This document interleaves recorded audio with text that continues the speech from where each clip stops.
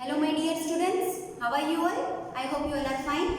Now today I am going to teach standard 9 chapter number 2 is matter around us pure? क्या हमारे आसपास के जो मैटर है सारे प्योर है? ओके, तो प्रीवियस चैप्टर में हमने ऑलरेडी पढ़ लिया है व्हाट इज मैटर, राइट? हमने फर्स्ट चैप्टर में पढ़ा था व्हाट इज मैटर। तो मैटर क्या है? जो हमारे आसपास जितनी भी चीजें हैं वो सारी किससे बनी हुई है? मैटर से। मैंने आप लोगों को बोला था हमारे हाथ में पेन है, बुक है, ये बोर्ड है, सब कुछ किससे बना हुआ है? मैटर से। मैटर क्या है? जो छोटे छोटे पार्टिकल्स से बना हुआ होता है। Matter is a substance which occupy space as well as it is mass. उसमें कुछ मास होता है और उसमें वो कोई भी स्पेस ऑक्यूपाई करता है, मतलब उसको कुछ जगह चाहिए रहने के लिए, तो उसको हम बोलेंगे मैटर। तो हम ये चैप्टर में पढ़ेंगे, क्या पढ़ेंगे कि जितने भी मैटर है हमारे आसपास क्या वो प्योर है? Is matter around us pure? उसके रिलेटेड हम पढ़ेंगे। ओके, तो देखो मैं पॉइंट वाइज आप लोगों को पढ़ाती जाती हूँ और पॉइंट वाइज हम लोगों को समझाती जाती हूँ। Okay, we often talk to each other about purity of substance like pure honey, pure cheese, pure water, pure milk etcetera. देखो हम लोग बहुत सारी प्योरिटी की बातें करते रहते हैं। आजकल मार्केट से हम कुछ भी प्रोडक्ट लाते हैं तो हम प्योरिटी की बात करते हैं कि क्या ये प्योर होगा। हम दूध लेने जाते हैं तो भी सोचते हैं क्या ये प्योर होगा। हम हनी लेते हैं या तो कभी पानी आता है तो हम उसको भी सोचते हैं कि क्या ये प्योर होगा। तो हम प्योर सब्सटेंस बोलते किसको है? हमारे माइंड में ये क्वेश्चन आता है कि व्हाट इज प्योरिटी? प्योरिटी है क्या? किस सब्सटेंस को हम प्योर बोल सकते हैं और किस सब्सटेंस को हम इम्प्योर बोल सकते हैं? तो हमारे दिमाग में क्या स्ट्राइक होता है, क्या क्वेश्चन? व्हाट इज प्योरिटी और व्हाट इज प्योर सब्सटेंस? आखिर ये प्योरिटी और प्योर सब्सटेंस है क्या? तो हम इसका आंसर क्या है? जो प्योर सब्सटेंस है वो कौन से डेफिनेशन को फुलफिल करनी चाहिए? ओके, उसका क्राइटेरिया क्या होना चाहिए जिसकी वजह से हम उसको प्योर बोल सकते हैं? तो इट इज अ सब्सटेंस। वो कैसा सब्सटेंस होना चाहिए? It is a substance that is made up of single type of particle. वो एक ऐसा, फॉर एग्जाम्पल ये कोई मेटल है तो उसके जितने भी पार्टिकल्स होने चाहिए वो एक ही टाइप के होने चाहिए, राइट? जितने भी, मतलब ये पेन है तो ये पेन के जितने भी पार्टिकल्स है वो एक ही टाइप के होने चाहिए, तो ही मैं इसको प्योर सब्सटेंस बोलूंगी। ओके, तो ये उसका हो गया प्योर सब्सटेंस।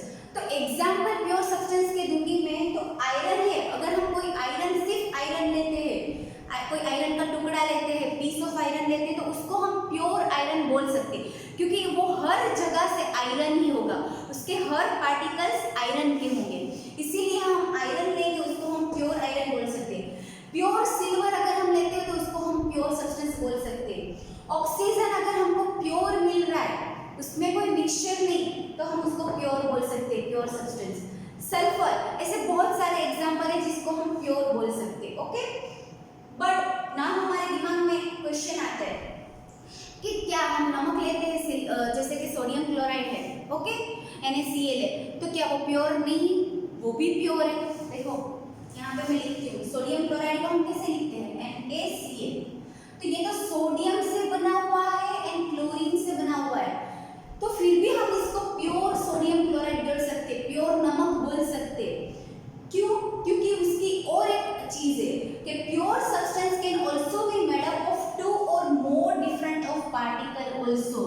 देखो प्योर सब्सटेंस है वो 2 से ज्यादा डिफरेंट काइंड ऑफ पार्टिकल से बना हो सकता है, बट इसमें क्या एक्सेप्शन है कि वो जितना भी सोडियम का कंपोजिशन होगा उतना ही क्लोरीन का कंपोजिशन सेम होना चाहिए, तभी हम उसको प्योर सब्सटेंस बोलेंगे। तो आप नमक लोगे तो आप अलग कर सकते हो, कोई मतलब कि कोई मेथड से, कोई फिजिकल मेथड से सोडियम अलग कर सकते हो क्लोरीन से। हाँ, हम लोग ये मेथड केमिकल रिएक्शन से कर सकते हैं, बट हम कोई फिजिकल मेथड, हम या तो कोई फिल्ट्रेशन करके ऐसे कुछ करके हम इसको अलग नहीं कर सकते, सोडियम को क्लोरीन से अलग नहीं कर सकते, क्योंकि वो एक दूसरे के साथ यूनिफॉर्म कंपोजिशन में मिक्स हुए हुए। तो इसीलिए हम ये सब्सटेंस को, सोडियम क्लोराइड को प्योर सब्सटेंस बोल सकते हैं। इसी तरह आप लोग और एक एग्जांपल देखो, कार्बन डाइऑक्साइड। तो कार्बन डाइऑक्साइड में कार्बन और ऑक्सीजन दोनों प्रेजेंट है, फिर भी हम carbon dioxide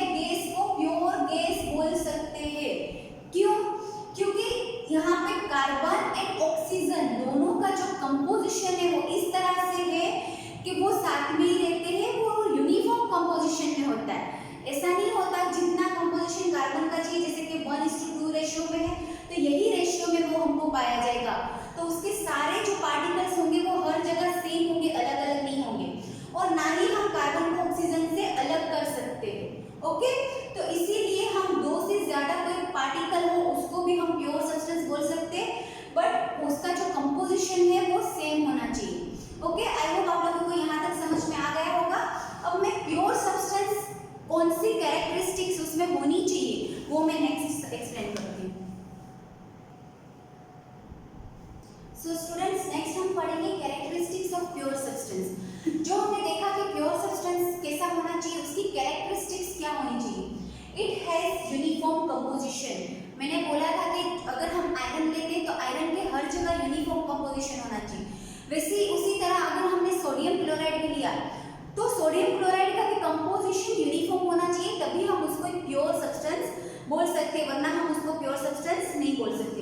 and it means कि वो होमोजीनियस होना चाहिए। Okay, it can't be separated into constituents.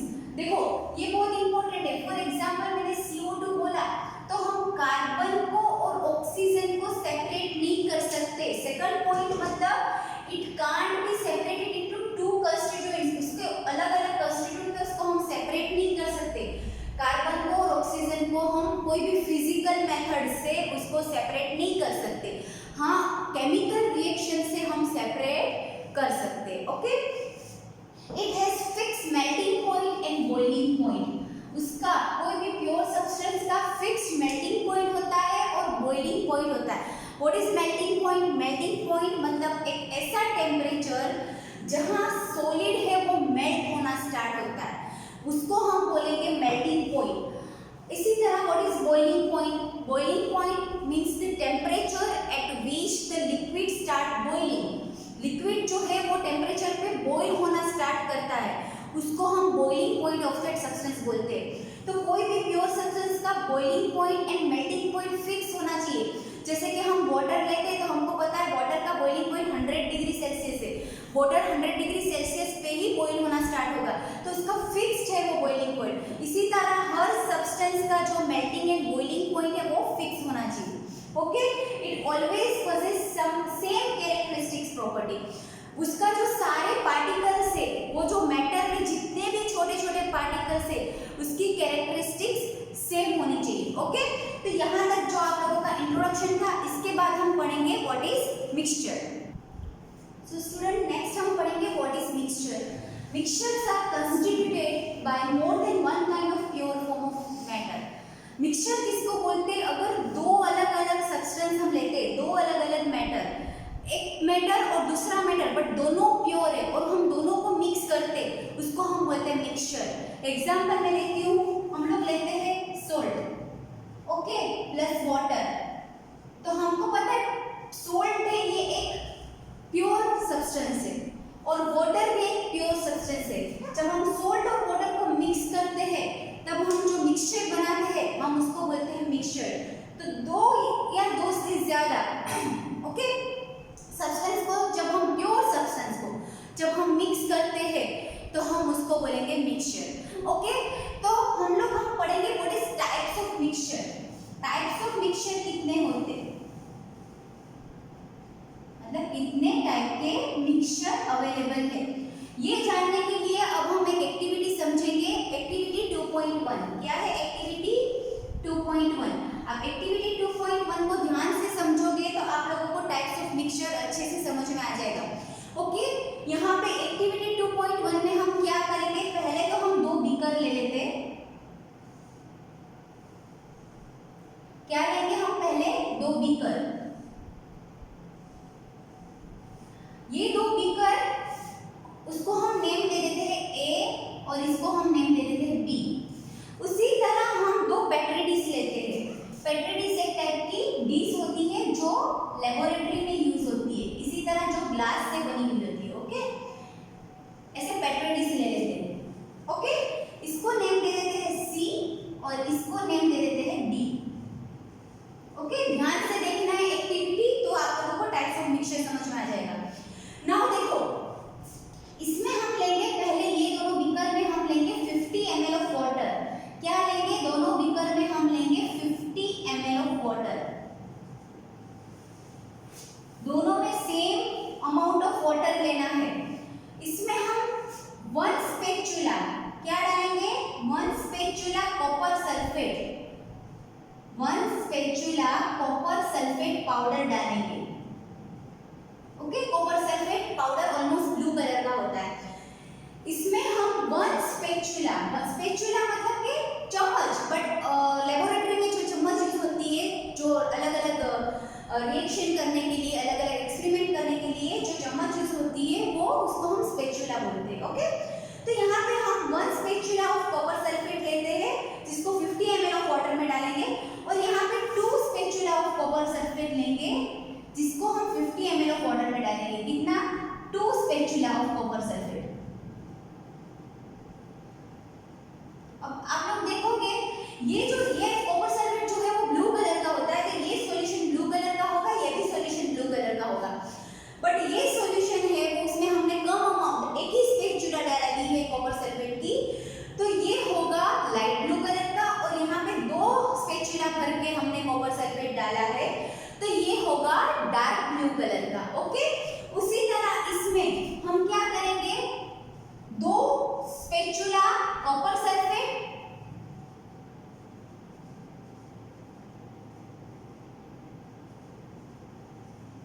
and 1 spatula copper sulfate and 1 spatula potassium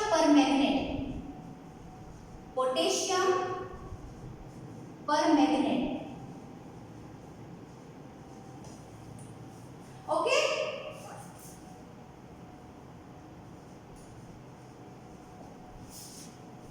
one spatula copper sulphate and 1 spatula copper potassium permanganate, ये दोनों copper sulphate and potassium permanganate दोनों solid form में होंगे।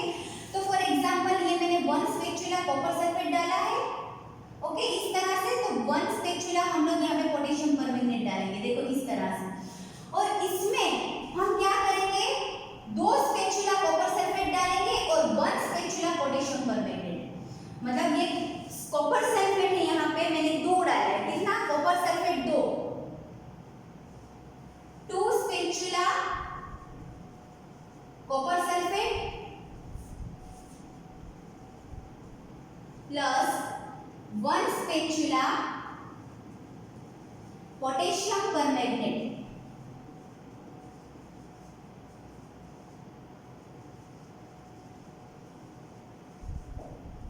Okay, यहाँ पे 1 spatula copper sulphate and 1 spatula potassium permanganate, यहाँ पे 2 spatula copper sulphate and only 1 spatula potassium permanganate. Okay, अब हम देखेंगे तो यहाँ पे लाइट ब्लू कलर का सॉल्यूशन होगा, और यहाँ पे तो स्टूडेंट्स यहाँ पे हमने दोनों बीकर में सॉल्यूशन लिया था, 50 ml of water and 1 spatula of copper sulphate, यहाँ पे 50 ml of water and 2 spatula of copper sulphate. यहाँ पे लाइट ब्लू कलर, यहाँ पे डार्क ब्लू कलर। इसका मतलब है यहाँ पे मिक्सचर प्रॉपर्ली मिक्स हो गया है, मतलब कि वाटर के साथ कॉपर सल्फेट अच्छे से मिक्स हो गया है, बट डाइल्यूट सॉल्यूशन होगा। और यहाँ पे जो मिक्सचर है, जो कॉपर सल्फेट है, वो पानी के साथ वो भी अच्छे से मिक्स हो गया है, बट वो कॉन्सेंट्रेटेड सॉल्यूशन होगा।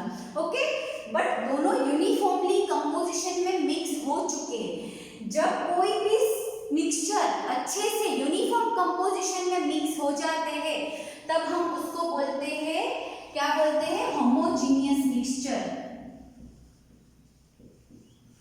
क्या नाम देंगे? Homogeneous mixture. आगे बात समझ में, मतलब कि ये A और B जो था, that is the homogeneous mixture, example है होमोजीनियस मिक्सचर का। उसी तरह C और D में देखो, यहाँ पे हमने मिक्स किया 1 spatula of copper sulphate and 1 spatula of potassium permanganate, दोनों सॉलिड पाउडर है, दोनों को मिक्स किया, फिर भी हम लोग देखेंगे तो वो अच्छे से मिक्सअप नहीं होगा। उसी तरह D में भी देखेंगे तो हमने 2 spatula copper sulphate and 1 spatula potassium permanganate लिया, उसको भी हम अच्छे से मिक्स करेंगे, तो वो प्रॉपरली मिक्सअप नहीं होगा जैसे यहाँ पे मिक्स हुआ था पानी के साथ। तो जो मिक्सचर प्रॉपरली जो मिक्सचर प्रॉपरली मिक्स नहीं होता, जिसका कंपोजिशन नॉन यूनिफॉर्म होता है, वैसे मिक्सचर को हम बोलेंगे हेट्रोजीनियस मिक्सचर। क्या बोलेंगे? Heterogeneous mixture. ओके, तो ये थे हमारे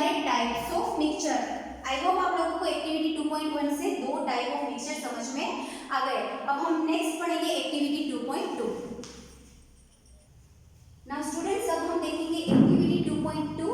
एक्टिविटी 2.2 में हमको क्या करना है, 4 बीकर लेने हैं। ओके, अब क्या किया है एक्टिविटी 2.2 में, जैसे कि आप लोगों की क्लास है तो क्लास को 4 ग्रुप में डिवाइड करना है।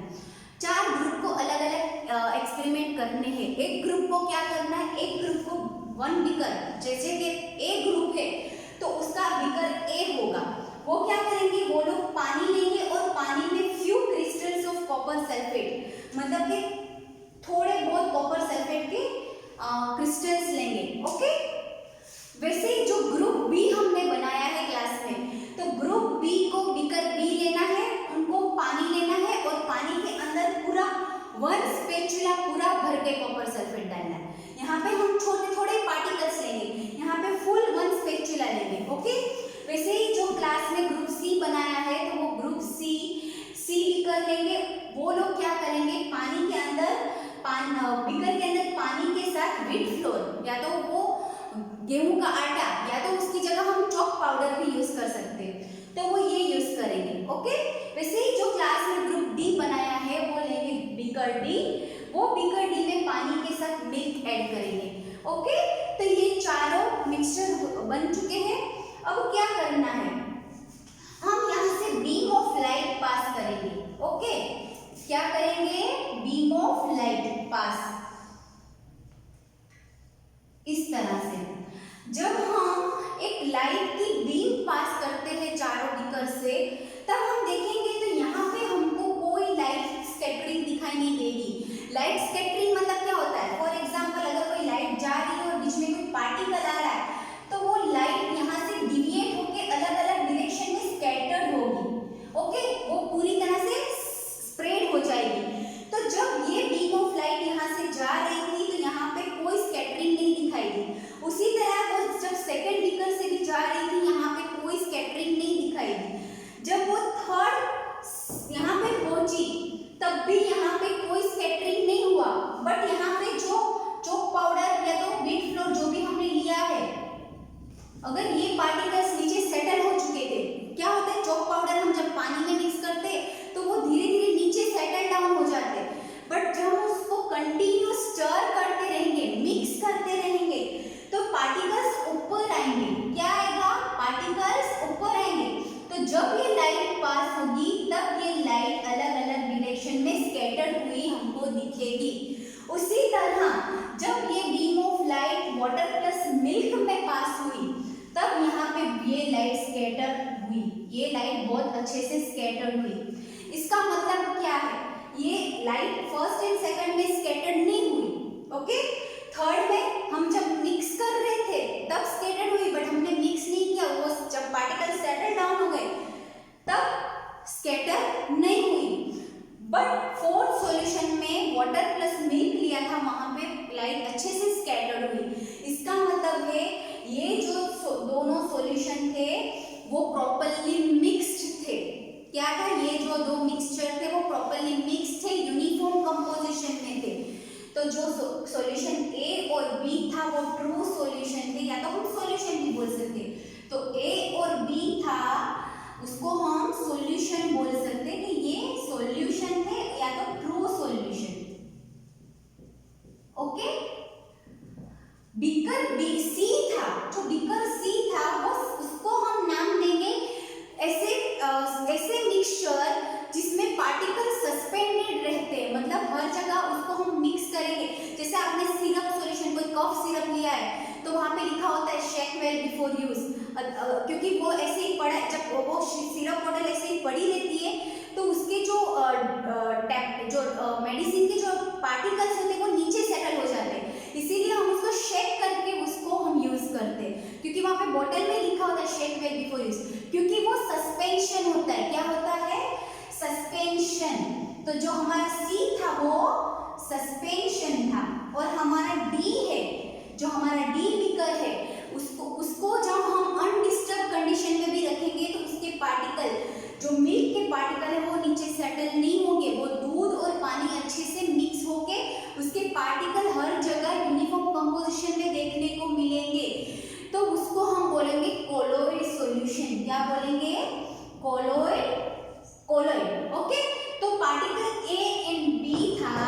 ये दोनों था ट्रू सॉल्यूशन, मतलब उसमें पूरी तरह से जो हमारे कॉपर सल्फेट था वो पूरी तरह से पानी में मिक्स हो गया है, उसके कोई भी पार्टिकल्स अंदर नहीं बचे हैं। इसमें भी पूरे पार्टिकल्स सारे मिक्स हो गए, ये भी ट्रू सॉल्यूशन है। यहाँ पे पार्टिकल्स सस्पेंडेड अगर हिला दे तो वो हर जगह सस्पेंडेड रहते हैं, बड़े बड़े पार्टिकल। तो जब कोई भी सॉल्वेंट में बड़े बड़े पार्टिकल सस्पेंडेड रहते हैं उसको हम सस्पेंशन बोलेंगे। और डी वो वाटर एंड पानी का मिक्सचर था जो हम सेपरेट नहीं कर सकते, उसके बाद कर सकते दूसरी अलग मेथड से, पर हम उसको सेपरेट नहीं कर सकते, तो वो था कोलोइडल सॉल्यूशन। ये तो हमने बीम ऑफ लाइट पास करके देखा, बट अगर हम इसको फिल्टर करेंगे, कोई फिल्टर पेपर लेके, फॉर एग्जांपल ये फनल है, ओके, इस तरह से फनल यूज होती है लेबोरेटरी में, ओके, जो ग्लास से बनी होती है। तो ये फनल में हम कोन शेप का यहाँ पे फिल्टर पेपर लगाएंगे। क्या लगाएंगे? Filter paper. फिल्टर पेपर जैसे होता है, बट इसको ऐसे कोन शेप का बना के इसके अंदर डाल के फिर हम जब ये सॉल्यूशन इसमें फिल्टर करेंगे तब यहाँ पे फिल्टर पेपर में कोई भी पार्टिकल्स नहीं रहेगा। इसका मतलब है ये ट्रू सॉल्यूशन है। उसी तरह ये बी को जब हम फिल्टर करेंगे तब भी यहाँ पे कोई पार्टिकल्स नहीं दिखेगा। तो जो भी ट्रू सॉल्यूशन होते हैं उसमें कोई पार्टिकल्स नहीं होते।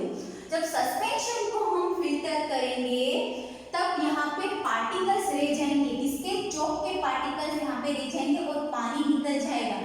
तो इसका मतलब है कि जो पार्टिकल्स रह गए, इसका मतलब है ये सस्पेंशन था, इसीलिए पार्टिकल्स रह गया। बट जो लास्ट था डी, उसको हमने जब फिल्टर किया तब वहां पे कोई पार्टिकल्स नहीं रहे। हालांकि उसमें वाटर पार्टिकल्स थे, बट वो कोलोइड सॉल्यूशन के पार्टिकल्स इतने छोटे छोटे होते हैं कि हम उसको नेकेड आई से नहीं देख सकते। हमको तभी पता चलता है जब हम वहां पे बीम ऑफ लाइट पास करते हैं और वो जब लाइट को स्कैटर करता है तब पता चलता है कि हाँ वहां पे पार्टिकल्स प्रेजेंट है। बट कोलोइड सॉल्यूशन के पार्टिकल्स हम नेकेड आई से नहीं देख सकते, लेकिन सस्पेंशन के हम पार्टिकल्स नेकेड आई से देख सकते हैं। ओके, तो ये एक्टिविटी 2.2 से हमको पता चला कि ए एंड बी है वो सॉल्यूशन है, सी है वो सस्पेंशन है और डी है वो कोलोइड है। तो ये चारों ए बी सी डी जो सॉल्यूशन, सस्पेंशन और कोलोइड को हम डिटेल में नेक्स्ट वीडियो में पढ़ेंगे। आई होप आप लोगों को यहाँ तक समझ में आ गया होगा। पीडीएफ भी मिलेगी, वो भी आप लोगों को सॉल्व करनी है। Okay, thank you, have a nice day, stay home, stay safe.